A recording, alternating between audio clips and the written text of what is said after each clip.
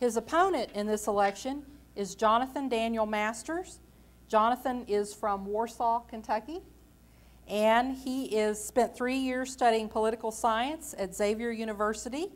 His present occupation is a community organizer. He has worked with the AFL-CIO organizing communities for Ralph Nader's presidential campaign, and he is a proud member of the ACLU. Welcome, Mr. Masters. Our first question tonight, Mr. Allen. Gentlemen, I'll remind you. Yeah, actually, I have several plans. One good idea I wish that for the budget to be passed, I wish the governor would actually take his message directly to the people. Legalize gambling, that would plug up the shortfall. Right now, we're not going to get nobody's going to get paid. So our teachers aren't going to get paid. The people who works on our roads aren't going to get paid. So right now, with the economic crisis that we're faced with, we need as many people to have jobs. We need gobs and gobs of jobs.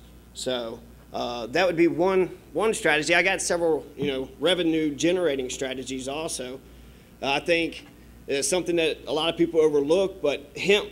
Right now, you could smoke a whole acre of hemp and you wouldn't get high. So it's not a drug, but it would create a ton of jobs. And with the farmer, the tobacco farmer of Kentucky, Philip Morris isn't even, they're not buying any of our tobacco. So if we want the workers of Kentucky to actually have jobs, we should legalize it. Thank you.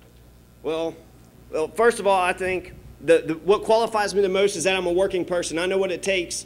I know that it's a struggle out here to work paycheck to paycheck. I've had lots of menial labor jobs, so if you elect me, you would be getting a working person who would be supporting working people. And we got working families all throughout the state of Kentucky. In fact, it makes up 90% of our population. Big business definitely has a seat at the table, and everybody should have a seat at the table, sure. But somebody needs to speak up for the working families of Kentucky, and that's what I would do. I think poverty, the economy, unemployment rates rising, I think all these are connected. I mean, it's all working class issues. So I would do the exact same thing, create jobs. And how do you create jobs? Well, you got to have a plan. Well, there's several plans you can do. Encourage industry to come in. I think that's the first one that I would think of. But right now, an untapped resource that we have, Obama is just passing out all these stimulus funds. 50% of Obama's stimulus funds, that big bailout package, has not been used. And that package is for roads, it's for internet, it's for lots of basic necessities that working families need. So that's another route that I would go. And I'd legalize gambling. I don't understand why we wouldn't legalize gambling. Why would we gamble on the jobs and the lives of Kentucky people just because, they're gambling anyway. So if we legalize gambling, we'd be able to pay for all the jobs of the teachers, the jobs of the road workers, the jobs of all the state employees that we have. So those are three ideas. Thank you. Well, I'd put in the plans that I've mentioned to you all today about raising revenue. I don't think that we need to cut the budget. I'm not 100% against taxes. If I'm paying I don't mind paying my fair share of taxes if I see that the government is doing something right. So if the government's doing something right, if they're giving us the schools that we need, if they're giving us the roads that we need, college should be free. After high school, you have three choices: military, jobs, or college. And if anybody wants to go to college, they should be allowed to go to college. If we want to stay competitive in the entire world, especially Kentucky. I mean, right now we're 44th in education. I mean, we need to, in the entire nation, we definitely need to invest in our education as much as possible. And I think college should be free for, just like high school, for anybody who wants to pursue their college dreams. Okay. Mr. Masters, next question. I mean, I think those are really good ideas.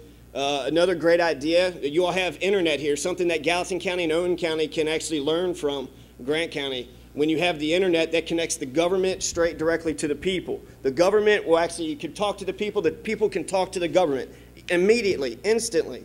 Everybody should have internet. And if we had internet, then we'd be able to, put the surveys directly out to you instead of put it in a newspaper and then having to send it in. You'd just be able to email it and you'd get it right in your inbox immediately. So that's one good idea. Plus, I'm a people's man anyway. So if I'm elected state representative, you all would see me all the time. I'd be around all the time to hear about anything you all want to gripe about. I would listen. There's a lot to complain about, a lot to be mad about, to be honest.